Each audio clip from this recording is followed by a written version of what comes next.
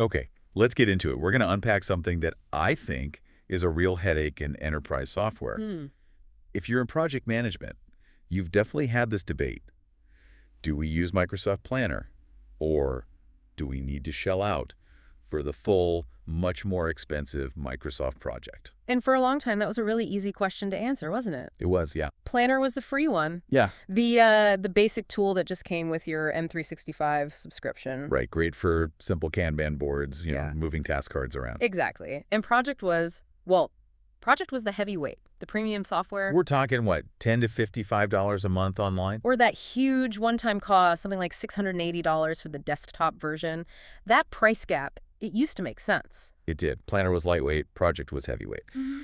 But here's where we get to the core of this deep dive. Mm-hmm. After a pretty significant internal change at Microsoft, that black and white distinction it completely fell apart. The lines have blurred so much, it's almost funny. And what's really interesting here is the corporate move that actually caused all this confusion. The rebranding. The rebranding that really took hold around August 2025.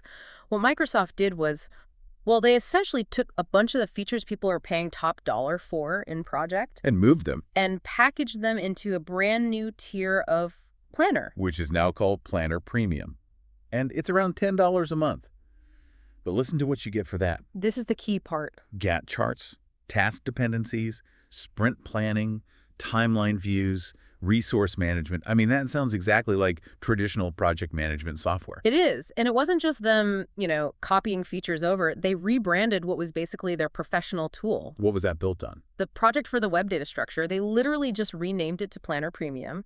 Our sources confirmed the switch was totally automatic for everyone. So no work for the users. Zero downtime, zero migration. They changed the logo on the front door. So they took the engine from the expensive car and put it in the cheaper model's body. A classic corporate shuffle. It really is. So for you, the person actually trying to pick a tool, what does this new landscape even look like? Right. We should probably break down the tiers. Right. Today, you're really looking at 3 levels. First, there's still the basic planner, still free with M365, still great for simple tasks. Okay. Second, you have this new premium planner, which handles most, I'd say, mid-level professional project work. And it's almost entirely cloud-based. And the third. And finally, there's the full Microsoft Project suite that's now really reserved for, super advanced scheduling and big picture enterprise portfolio management. Wait, hold on a second. If Planner Premium has Gantt charts and dependencies, why would anyone still pay for the full Project Online suite? That is the perfect question to be asking, because the difference now is surprisingly small. Really? Yeah, Planner Premium is, like I said, entirely cloud and browser-based. The only real functional advantage left for the full Microsoft Project desktop product is its offline capability. Just that. Pretty much. It's for managing those huge, complex portfolios where you need incredibly advanced scheduling features and you need them offline. That's about it. Okay, so here's the big insight we found for you.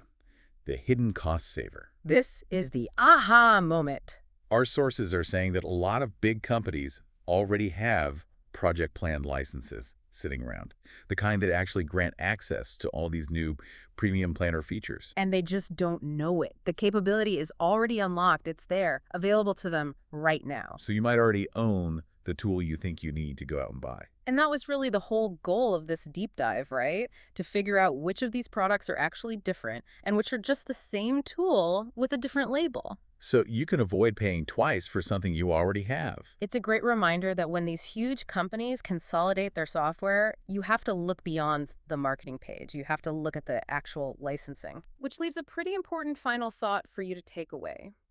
Go and take a serious look at the licenses you currently hold for any widely used enterprise software.